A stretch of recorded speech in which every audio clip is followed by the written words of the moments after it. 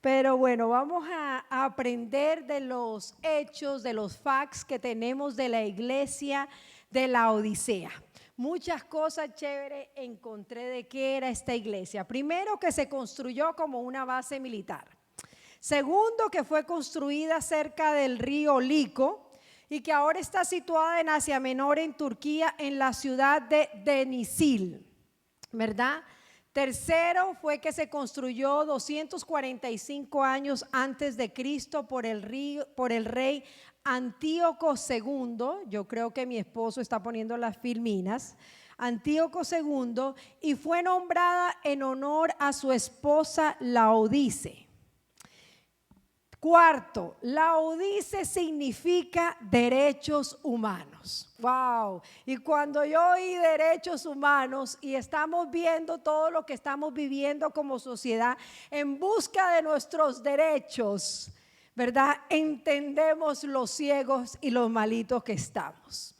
Quinto, hubo un terremoto en esta ciudad en el año 62 después de Cristo, y era tan rica esta ciudad que rechazó la ayuda romana para reedificarla, sino que dijo: no necesito nada de ustedes, nosotros mismos las podemos reedificar. Estaban muy seguros de sus propios recursos.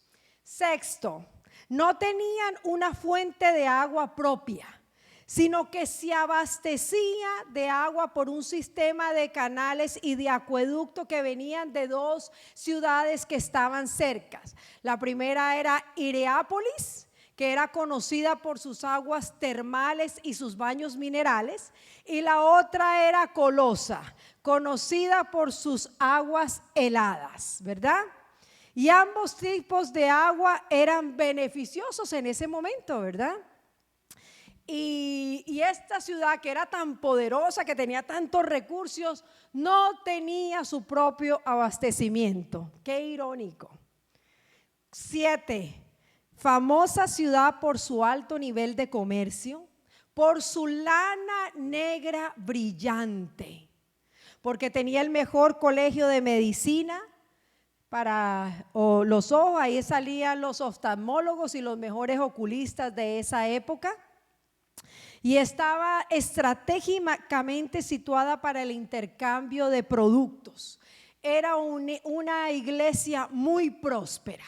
Yo creo que ustedes alcanzaron a ver varias filminas de lo que era esta iglesia, ¿verdad? Y estos son como los hechos que el Señor está resaltando cuando más profundamente empieza a decirle todo lo que tienen, pero que al final no tienen nada, ¿verdad? Pero antes de eso vamos a estudiar cómo se presenta Jesús a esta iglesia.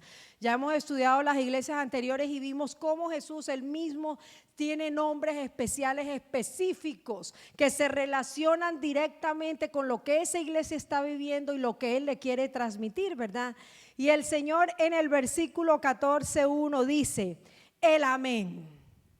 Primera característica que se resalta de Jesús es el amén, en quien se cumplen todas las promesas divinas. ¿Qué significa amén?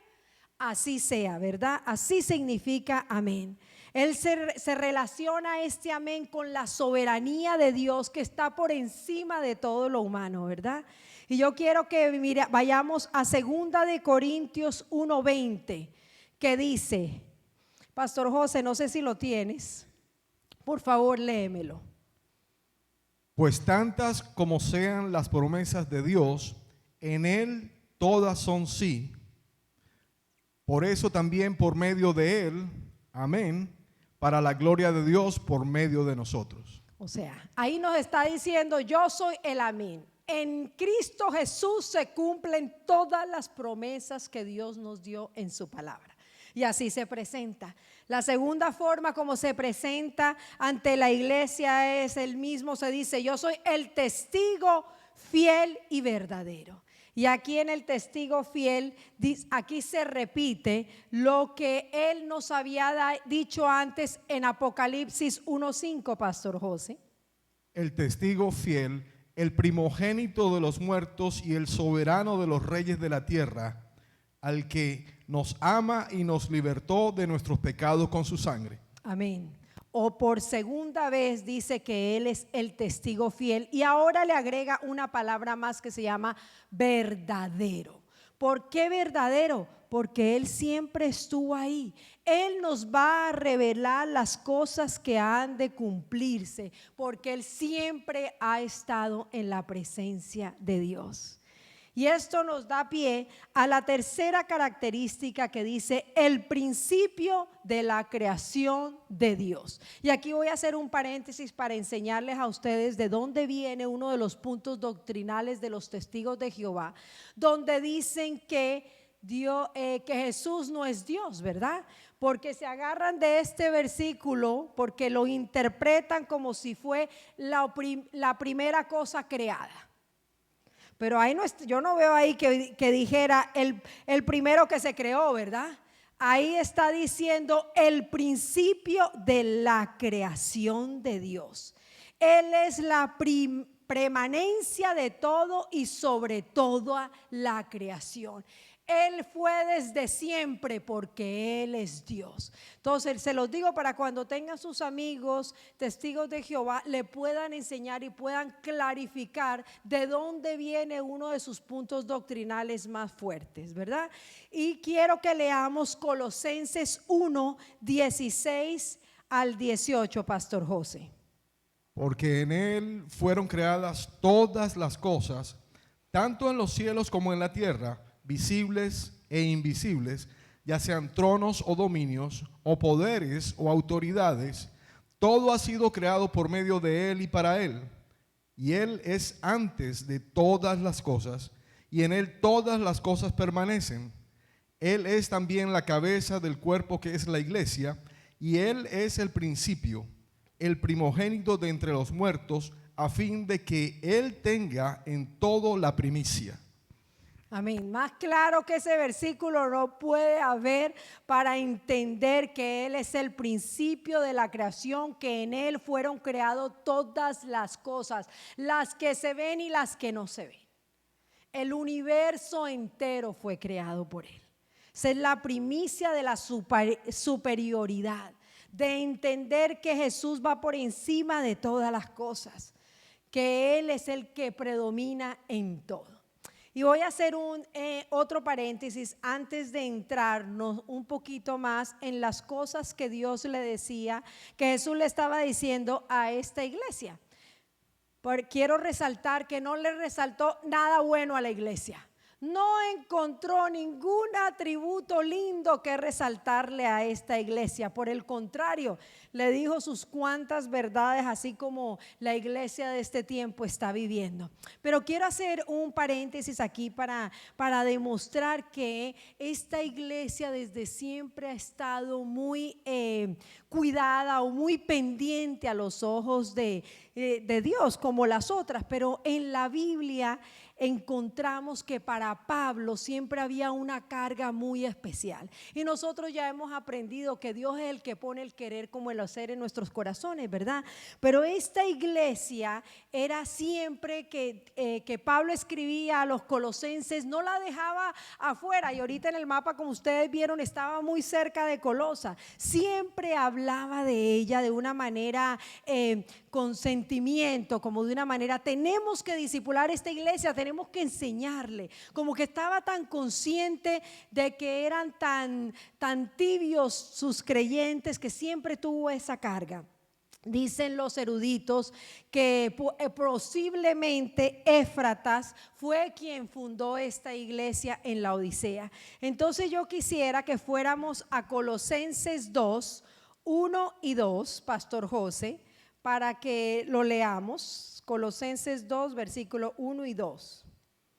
Porque quiero que sepáis que gran lucha tengo por vosotros y por los que están en la Odisea y por todos los que me han visto en persona, para que sean alentados sus corazones y unidos en amor, alcancen todas las riquezas que proceden de una plena seguridad de comprensión, resultando en un verdadero conocimiento del misterio de Dios, es decir, de Cristo. Ok, Aquí Pablo tenía esa carga de que la iglesia de la Odisea entendiera que su verdadera riqueza tendría que provenir de la plena seguridad y la comprensión, que con entendimiento supieran quién era Cristo. Y yo quiero que vayamos a Colosenses 4, del 12 al 16, Pastor José. Epafras, que es uno de vosotros, siervo de Jesucristo, os envía saludos, siempre esforzándose intensamente a favor vuestro en sus oraciones, para que estéis firmes, perfectos y completamente seguros en toda la voluntad de Dios. Porque le soy testigo de que tiene profundo interés por vosotros y por los que están en la Odisea y en Herápolis. Lucas, el médico amado, os envía saludos, y también Demas.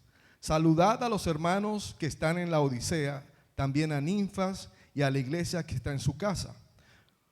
Cuando esta carta se haya leído entre vosotros, hacedla leer también en la iglesia de los laodicenses, y vosotros, por vuestra parte, leed la carta que viene de la Odisea. Ok, vieron una y otra vez la carga de Pablo de que teníamos que ser conscientes, de que le hiciéramos llegar este aviso, de que los enseñáramos y los instruyéramos, ¿verdad?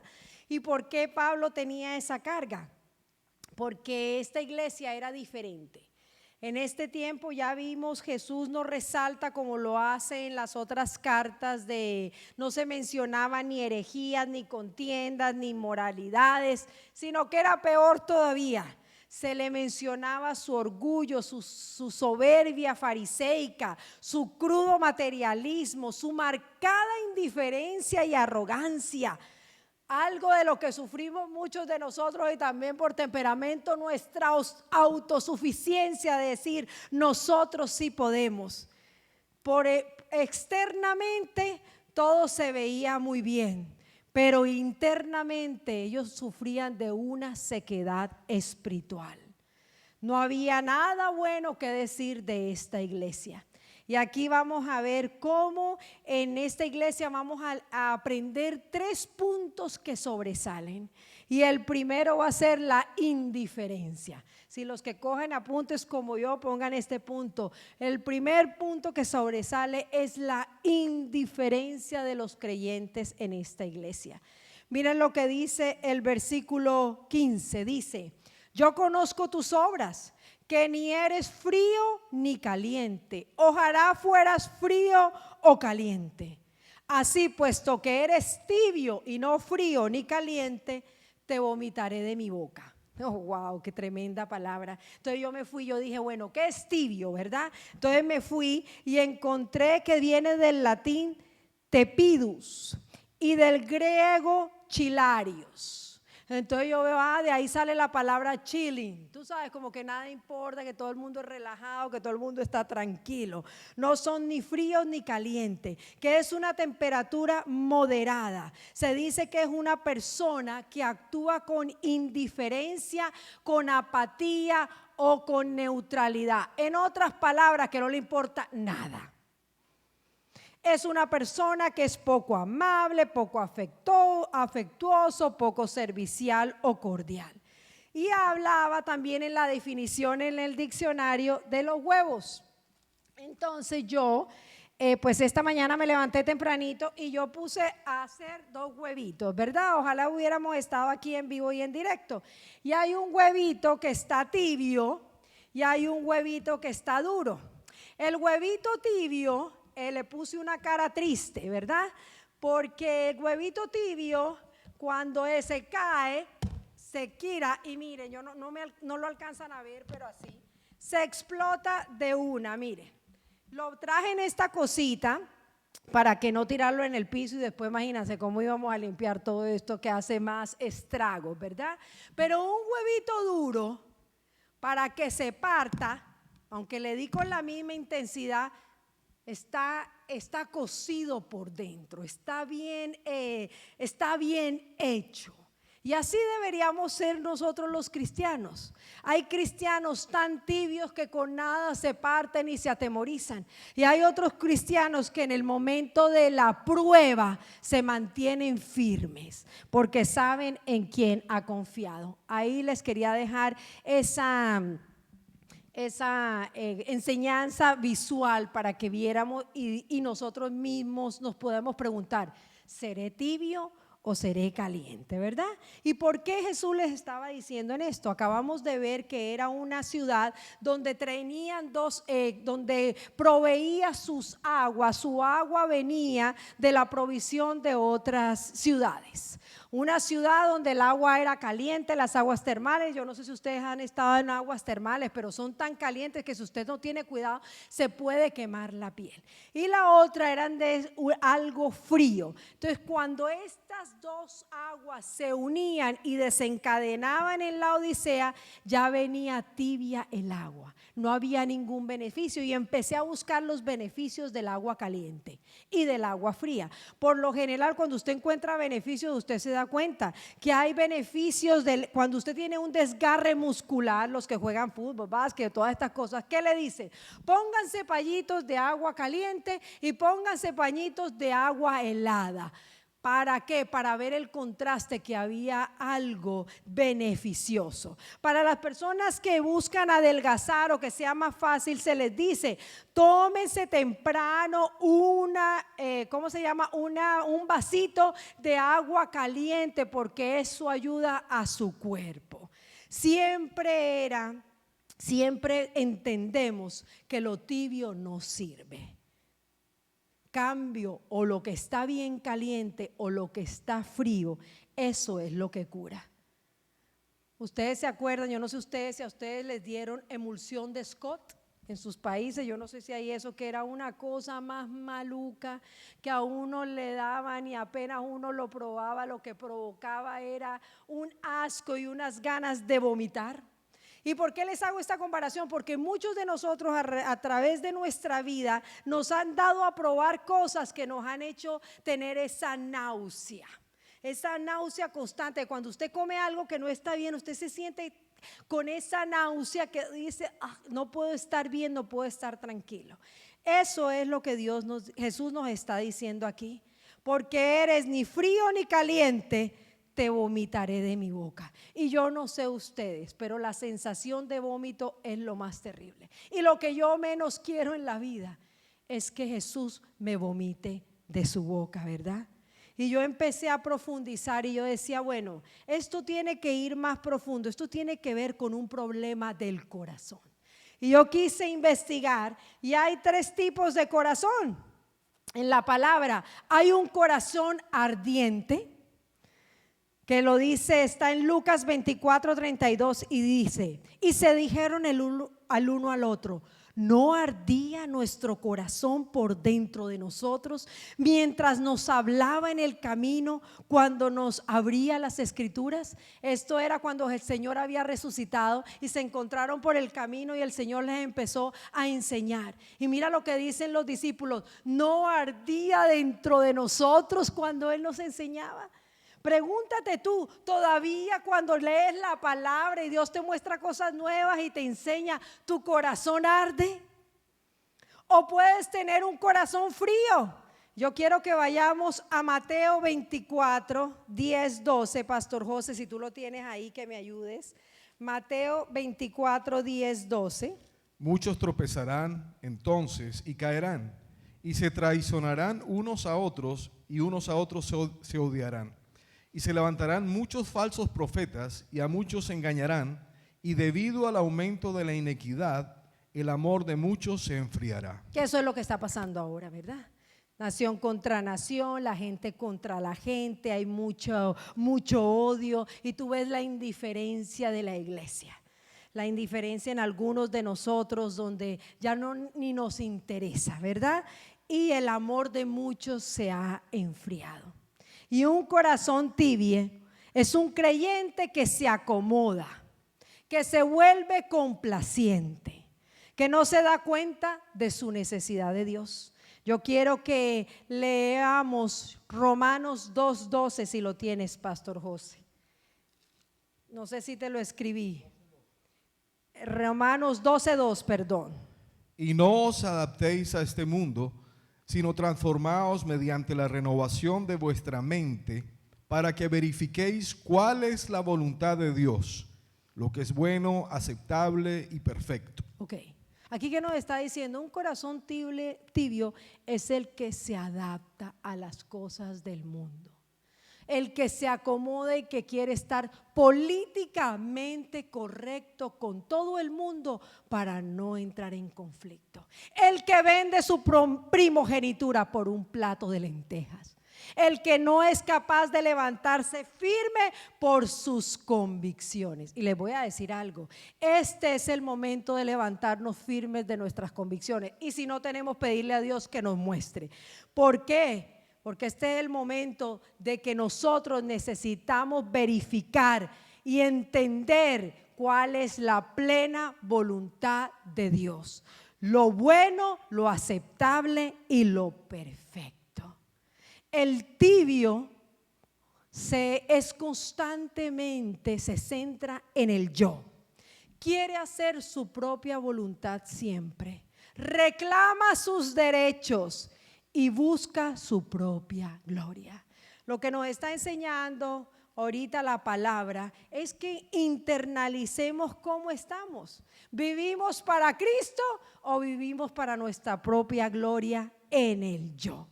Y cuando pasa que vivimos en el yo, pues ahí vamos a ver las consecuencias que Dios nos va a vomitar de su boca. Miren lo que dice en un corazón duro y soberbio, dice en Lucas 1:51, yo lo tengo, Pastor José, ha hecho proezas con su brazo, ha esparcido a los que eran soberbios en los pensamientos de su propio corazón. Muchas veces nosotros somos tan soberbios en los pensamientos de nuestro propio corazón que aunque otras personas nos quieran enseñar cosas nuevas, seguimos agarrados a nuestro punto, al yo. Su yo no sirve. Aquí los únicos pensamientos que valen son los que están en este libro. Que los únicos pensamientos y palabra que sirve son cada una de las que están escritas en este libro. Lo que tú pienses o dejes de pensar no importa. Aquí importa lo que dice Cristo, ¿verdad? Y su palabra. Eso es estar frío o eso es estar caliente y no tibio. Habemos cristianos muchas veces que se parecen a la mujer de Lot. ¿Sabes cómo era la mujer de Lot? Que se volvió cómplice del mundo, que siempre lo estamos mirando y coqueteando, y que al final cuando el Señor le dijo salgan, la mujer deseó lo que había atrás y cuando volteó se volvió en sal, una estatua de sal. Iglesia, amados, amigos, no podemos servir al Señor y a nosotros mismos. Eso es imposible, porque Mateo 6:24 dice, nadie puede servir a dos señores, porque aborrecerá a uno y amará al otro, o se apegará a uno y despreciará al otro. No podemos servir a Dios y a las riquezas. Y ese versículo es como el puente que Dios nos da para llegar al versículo 17, que dice, porque el Señor le está diciendo, porque dices, Pastor José, léemelo ahí por favor. Porque dices, soy rico, me he enriquecido y de nada tengo necesidad. Y no sabes que eres un miserable y digno de lástima, y pobre, ciego y desnudo. Tremenda palabra. El segundo punto que quiero resaltar es la arrogancia. Los primeros versículos vimos la indiferencia. Ahora el segundo punto es la arrogancia, el orgullo. La palabra dice que antes del orgullo, antes de la caída que viene, el orgullo. Había una falsa humildad.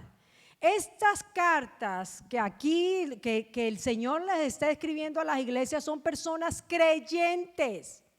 entre comillas, que conocían ya de Dios, que tenían una relación con Él, que ya habían sido evangelizados, pero miren cómo estaban sus corazones. El Señor aquí nos está confrontando cada una de nuestras vidas. No habían buscado ser personas radicales. Todavía ese pecado yacía en cada uno de nosotros que no queremos soltar, ¿verdad? Hay cosas, bueno, yo soy iracundo y ¿qué? Que me acepten así porque ese soy yo. No, ese no eres tú. Porque ese eres tú sin que Cristo reine sobre tu vida. Pero en el momento que nosotros permitamos que Cristo reine, inmediatamente esa ira va a ir disminuyendo y disminuyendo y disminuyendo. Ya dejemos de pecar conscientemente, dejemos de coquetear con esos pecados que hay en cada uno de nosotros y que no glorifican a Cristo. Nos excusamos tratando de vivir a Cristo. Es que yo estoy tratando. Y yo les voy a decir esto que siempre se lo he dicho, iglesia, pero no pararé de decirlo. Nosotros no podemos vivir la vida cristiana. Es imposible para nosotros vivir la vida cristiana. Solo Cristo vive la vida cristiana. Solo Cristo. Entonces, ¿qué tenemos que hacer nosotros? Movernos en nuestra mente y en nuestros corazones conscientemente, doblegar nuestro orgullo y depender de Dios. Darle al Señor el lugar que Él se merece en nuestra vida. Darle el control total de nuestra mente y de nuestro corazón. Esta iglesia se jactaba de no necesitar nada, pues disfrutaban de riquezas materiales, su comodidad. Se creían que eran muy especiales, muy bendecidos por Dios. Ustedes vieron tremendas ciudades. Esas iglesias dicen, yo estuve hojeando y han encontrado hileras de la iglesia. Ahora unas iglesias enormes, porque a veces las iglesias enormes piensan que los grandes edificios es la prosperidad de Dios. Y Dios les está diciendo, los voy a vomitar de mi boca, porque yo no reino en sus corazones. A veces creemos o el mundo nos ha hecho a nosotros los cristianos, nos ha tratado de mentir de que la prosperidad viene en las cosas materiales. Por favor, a todos nos gustan las cosas materiales y no hay nada de malo en eso. El amor a las cosas es lo que cambia todo. Por eso esta enseñanza es una enseñanza del corazón. El problema está en nuestros corazones. Dice, porque dices, soy rico, me he enriquecido y nada tengo necesidad. Esa autosuficiencia, yo creo que todos nosotros hemos tenido. Hay gente que te dice, ¿necesitas algo?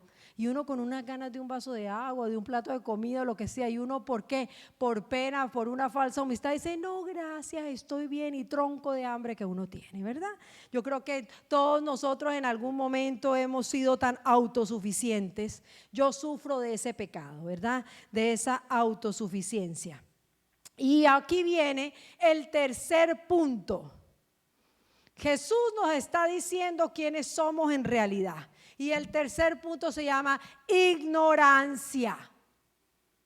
Ignorancia, porque aquí el Señor le dice, y no sabes qué eres. Si una persona no sabe algo que es ignorante, entonces Dios nos ha dicho ignorantes y nos resalta en qué área somos ignorantes o cuál es nuestra verdadera realidad, mejor dicho. Primero nos dice miserables, digno de lástima, pobre, ciego y desnudo. Y yo quise ir uno por uno. Si estoy mucho de tiempo, por favor, Nelly, ahora me alzan la mano cuando ya me falten 5 minutos para yo más o menos saber por dónde voy, porque no miré el reloj cuando iba a empezar. Entonces, el primer punto es miserable. Este miserable que dice ahí es el mismo miserable que está en Romanos 7:22, que dice miserable de mí. En griego es talaiporos. totalmente incapacitado. Eso es lo que Dios nos dice, que nosotros somos completamente incapacitados. Nos dice que somos dignos de lástima. Cuando alguien cree que es digno de lástima, cuando no tiene nada. Y tú sabes que es tan triste que esta iglesia tenía todas las riquezas externas, pero era tan lindo, tan digno de lástima que estaba en una bancarrota espiritual. Tú puedes tener miles de dólares, tú puedes dejarle casas, aviones, no sé, fincas a tus hijos, a tus tataranietos o lo que sea, pero no les vas a dejar nada si no hay una riqueza, les dejas una riqueza espiritual. Pero aquí eran dignos de lástima porque teniéndolo todo, no tenían nada, estaban en bancarrota. Después les dice pobres, pero les estaba hablando de su pobreza espiritual. En Mateo 5:3 dice: bienaventurados los pobres de espíritu, porque de ellos es el reino de los cielos. Son los que reconocen su pobreza espiritual y que dejamos a un lado nuestra autosuficiencia y buscamos la gracia de Dios. Eso es lo que nosotros tenemos que hacer. Buscar la gracia de Dios, entender que sin Él no somos nadie, ¿verdad? Y también nos está diciendo ciegos, ciego. Yo quiero, Pastor José, no sé si te lo di, segunda de Pedro 1 del 5 al 9. Por esta razón también, obrando con toda diligencia, añadid a vuestra fe virtud y a la virtud conocimiento, al conocimiento dominio, al dominio propio perseverancia y a la perseverancia piedad, a la piedad fraternidad y a la fraternidad amor. Pues estas virtudes al estar en vosotros y al abundar no os dejarán ociosos ni estériles en el verdadero conocimiento de nuestro Señor Jesucristo. El 9. Porque el que carece de estas virtudes es ciego o corto de vista, habiendo olvidado la purificación de sus pecados pasados. Oh, tremendo. Si nosotros no tenemos estas virtudes de las que acabamos de leer, de tener conocimiento, de tener el dominio propio, de añadir perseverancia, de tener piedad, de tener un amor fraternal, aquí el Señor nos está diciendo que somos ciegos. Y esa iglesia, aunque se jactaban de tantas cosas, no había un verdadero amor, no había una perseverancia y no había una piedad. No hay más ciego que el que no quiere ver, ¿verdad? ¿Y por qué Jesús les estaba hablando ahí de estar ciegos? Porque yo les conté al principio que esta iglesia tenía la mejor universidad para los oftalmólogos y los oculistas, pero estaban ciegos en sí mismos, carecían de las virtudes de Dios. Ellos no podían ver su propia condición espiritual. Y así muchos de nosotros, y ustedes lo saben, todos nosotros tenemos puntos ciegos, como aquel que va en el carro manejando y mira los espejos y uno ve que hay un punto donde tú no ves el carro que viene al lado. Y ahora los carros modernos, ¿qué hacen? Aunque el espejo no pueda ver, no pueda ver el carro que viene, hay una lucecita que se prende, ¿verdad? En estos carros modernos. A veces muchos de nosotros tenemos puntos ciegos y no queremos oír a los que están cerca de nosotros enseñándonos una verdad. Pero el Señor no nos deja con solo estos puntos de indiferencia, de arrogancia y de ignorancia. Él quiere darnos un consejo. Y ahí en el versículo 18, te aconsejo que de mí compres oro refinado por fuego. Y yo busqué, ustedes saben que uno de los atributos de Jesús es el consejero admirable en Isaías, pero yo quise profundizar un poquito y yo dije, voy a ver qué significa la palabra consejero. Y miren lo que significa la palabra consejero. Es alguien que guía a otros por medio de sus palabras, ya sean de amonestación, de exhortación o de ánimo. Y aquí el Señor tan bello se ha sentado y nos está dando esas palabras de amonestación, de exhortación y de ánimo. Y nos dice: compren de mí. Yo les vengo a dar un consejo. Ya les dije lo que ustedes eran, ya les dije lo que faltaban, ahora los vengo a ayudar, porque Él no nos deja en nuestra condición. Él siempre nos viene a encontrarse con cada uno de nosotros en el punto de nuestra necesidad, ¿verdad? Y nos dice: compren de mí oro refinado. Y yo hace muchos años, en el 2001, escribí esto de un libro. ¿Qué libro es? No me acuerdo y no lo puse. Y puse El secreto de comprar oro. Y yo se lo quería leer un momentico. Dice: el oro es el carácter de Cristo en nuestras vidas. El carácter de Cristo no es dado para nosotros, lo tenemos que comprar. No lo podemos comprar con dinero, sino tenemos que comprarlo pagando un precio. ¿Cuál es el precio de comprar oro? Oro refinado en el fuego. Lo primero que viene es el fuego. Eso se llama el quebrantamiento. Y tantos de nosotros que huimos del quebrantamiento, y es el consejo que Dios nos está dando. El fuego es la tribulación, la aflicción o la calamidad o la persecución que estemos viviendo. En los últimos días viene abundancia de fuego. No tienes que preocuparte o imaginarte si estás en el fuego o no. Sabrás que estás en el fuego cuando pierdas el control. El nivel de dolor se crecerá de tal manera que tú tendrás una desesperación de buscar de Dios. La necesidad de Dios se intensificará en tu vida. Tu carne querrá colapsar y huir, pero tu espíritu está vivo. Y oramos para que Dios te pueda llevar hacia su rostro. En vez de desmayar, correrás rápidamente a tu Dios. Ese es el fuego que Dios quiere que nosotros compremos. El comprar el oro es entender el trato de Dios en nuestras vidas y la formación de Cristo mismo en nosotros.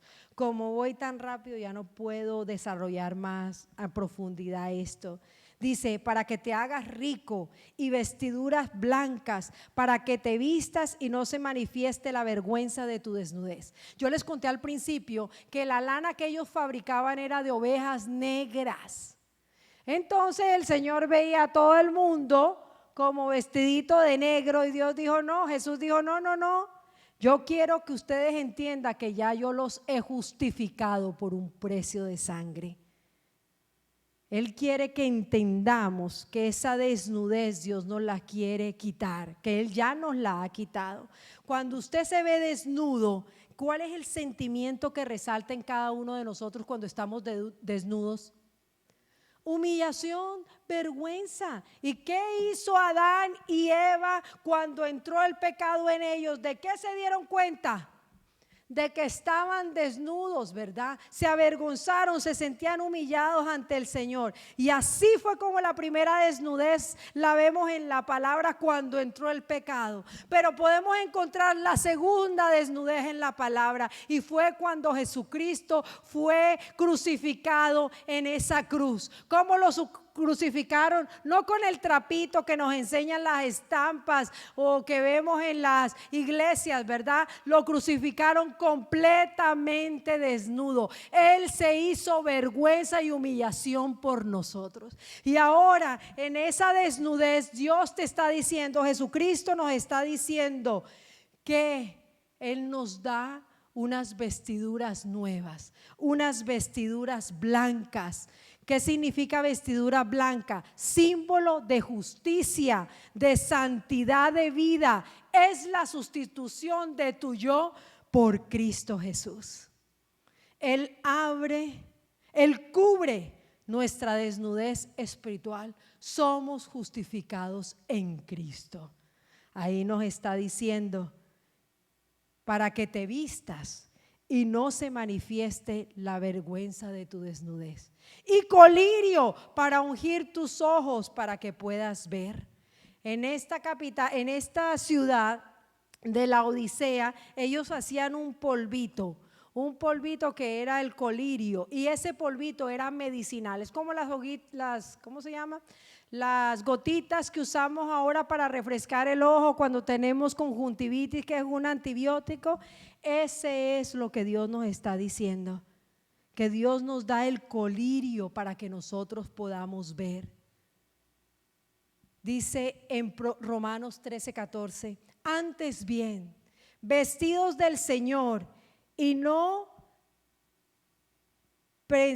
penséis en proveer para las lujurias de la carne. Dios quiere que nosotros veamos más allá de nosotros mismos, que nos dé una nueva visión.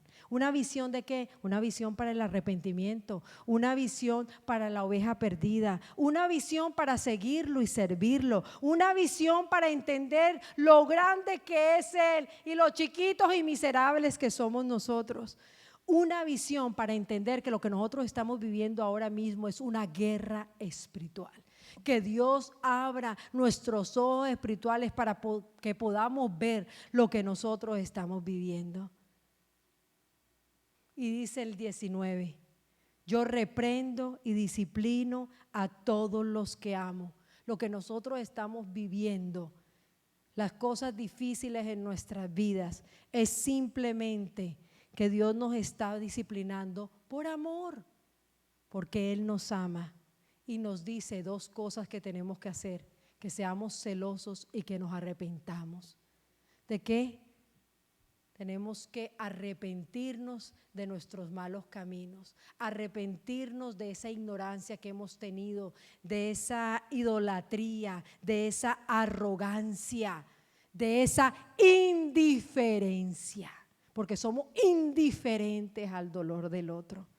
Y Dios se cansó y nos está diciendo: no más, no más, arrepiéntete. Arrepintámonos, iglesia. ¿Qué significa arrepentirse? Un cambio de mente, un cambio de dirección, hacer un U-turn en nuestras vidas y decir: no podemos seguir complaciendo al mundo y sirviendo a Dios. Es hora de decidirnos, es hora de decir: o somos fríos o somos calientes, pero ya no más tibio. Y ahí llega el Señor, ¿verdad? Que Él siempre nos ve con tanta compasión. O sea, Él nos habla fuerte, Él nos dice nuestras verdades en nuestras caras, ¿verdad? Por amor. Como cuando nuestros hijos, que yo les digo a mis hijos las verdades en su cara, se resienten conmigo y se frustran y se ponen bravos. Pues yo sé que les estoy haciendo un bien, así como Dios nos está haciendo un bien en los procesos que permite que cada uno de nosotros viva, ¿verdad? Pero se ve la compasión de Jesús. Se ve la compasión, y aquí el versículo 20 dice: he aquí, yo estoy a la puerta y llamo. Si alguno oye mi voz y abre la puerta, entraré a él, cenaré con él y él conmigo. Este es un llamado a la intimidad con el Señor, a entender la necesidad que cada uno tenemos de Dios, a dejar de ser tibios y coquetear con el mundo, sino a entender que los 5 minutos que tú lees un devocional que nos mandan todas las mañanas, o los 20 minutos que oras en tu carro antes de llegar a tu trabajo, no es suficiente. Dios quiere que cenes con Él. Él nos está haciendo una invitación para aquellos que todavía no conocen del Señor. Él te está a la puerta y te está diciendo: aquí estoy yo. En mí vas a encontrar todo lo que tú necesitas. La riqueza espiritual soy yo, la vida soy yo, el camino soy yo, la verdad soy yo. Eso es lo que nos está diciendo. Y a los que ya conocemos esa verdad y seguimos tan tibios, nos está diciendo: no te conformes. Busca más de mí. Yo no quiero solo tener un snack contigo, no solamente quiero irme a tomar un café, yo quiero cenar. El cenar significa más tiempo, más dedicación, más intimidad. Y aquí fue donde el Señor me confrontó. Intimidad. Volvamos a intimar con el Señor. Entendamos que la vida sin Dios no sirve. Que aunque tratemos de hacer muchas cosas afuera, seremos como este huevo aquí, ahí desparramado, que no provoca. Pero cuando nosotros empezamos a intimar con el Señor, de nuestro interior brotan ríos de agua viva. Nuestra vida cambia. Manifestamos la verdad de Dios. Somos apasionados por Él. Cualquier palabra la analizamos, cualquier palabra la observamos, la aplicamos a nuestra vida. Él está a la puerta y nos está llamando a una relación íntima con Él. Y nos está diciendo: si ustedes reciben mi consejo, si ustedes hacen lo que yo les estoy diciendo, al vencedor le concederé sentarse conmigo en mi trono, como yo también vencí y me senté con mi Padre en su trono. Y así como Albert compartía, creo que fue la semana pasada, que dónde estaban cuando llegáramos al cielo y no lo encontráramos, que Él iba a ser una columna. Pues yo les venía a contar que cuando lleguemos al cielo, ahí estará mi sillita, una sillita chiquitica, pero al lado del trono de Dios. Yo quiero permanecer siempre al lado de Jesús. Siempre entender que quiero estar sentada al lado de mi Padre Celestial. El que tiene oído, que oiga lo que el Espíritu dice a las iglesias. Que Dios los bendiga, iglesia.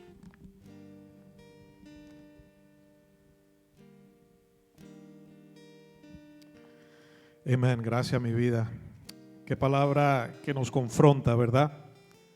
Que ya es tiempo, amados míos, de dejar la apatía espiritual. Ya es tiempo de dejar la flojera espiritual. Ya es tiempo de buscar de Dios y estar frío o caliente. Frío o caliente, amados. Ya es tiempo de dejar de coquetear con el mundo. Ya es tiempo de no predicar la verdad porque alguien se puede ofender. Que se ofendan, amados. Porque la palabra de Dios es como una espada de dos filos, amados. Llega y penetra y corta, y como dijo Lisbeth, ahí nos quebranta, nos confronta con nosotros mismos, con nuestro pecado, con nuestra arrogancia, con nuestra debilidad. Y eso es lo que Dios quiere, amados. Al que el Padre ama, a Él lo disciplina. Amén. Y somos hijos de Dios. Y qué lindo, la Biblia dice en Efesios que Él nos resucitó con Cristo y nos sentó en lugares celestiales. Aquellos que hemos escuchado la voz de Dios, que hemos escuchado el tocar de Cristo en nuestro corazón y que le hemos abierto la puerta, amados. Él toca, Él está tocando, Él ha estado tocando. Ahora es tiempo que abras la puerta. Si todavía no le has abierto la puerta a Cristo y hoy estás escuchando claramente la voz del Espíritu Santo en tu vida, estás escuchando el tocar de Dios en tu corazón, yo te invito que le abras la puerta a Cristo. Si ese eres tú, nunca has tomado una decisión para seguir a Jesucristo y lo quieres hacer hoy en día, o si tú eres el que ha estado chileando, como dice Lisbeth, que has estado en la flojera espiritual, en la apatía espiritual, y Dios te dice: levántate, despierta, porque ya el tiempo está cerca. Así que vamos a orar. Si nunca has recibido a Cristo, ora conmigo y di: Señor, en este día escucho tu voz, la voz de tu Espíritu Santo llamándome, Señor. Te pido, Señor, que tú quites las vestiduras negras que he cargado por tantos años y me vistas, Señor, con lino fino blanco, mi Dios. Que quites mi desnudez y me vistas, Señor, con tu justicia. Te abro mi corazón, Jesús, la puerta de mi corazón, y te invito para que seas mi Señor y mi Salvador. Perdona mis pecados, mis transgresiones, mi arrogancia, mi desobediencia, y hazme una nueva criatura en ti, mi Rey, para que pueda no solamente cenar contigo, Señor, sino estar sentado en los lugares celestiales contigo, mi Dios. En el nombre de Jesús. Y si has estado flojo, apático, ya es tiempo de despertar. Di conmigo: Señor, perdóname por mi apatía espiritual, por estar tan concentrado en las cosas de este mundo, pensando que esto es lo que me va a sostener, dar la seguridad y dar el significado que puedo tener en la vida, y no entender que solamente eres tú. Pon el colirio espiritual en mis ojos para que te pueda ver claramente, Señor, y que pueda ser útil, mi Dios, para tu reino, Señor, para ser eficaz para tu palabra y para tus propósitos. En el nombre de Jesús te doy gracias, Padre, y te pido perdón. Amén. Amén. Iglesia, qué lindo este mensaje de Cristo a las iglesias, ¿verdad? Qué lindo este mensaje de Dios para tu vida. Y yo te pido que estés orando por cada uno de los miembros de la iglesia, por la persona que tienes al lado, para que Dios realmente nos pueda despertar y que podamos ser la iglesia eficaz que Él nos ha llamado a ser. Amén.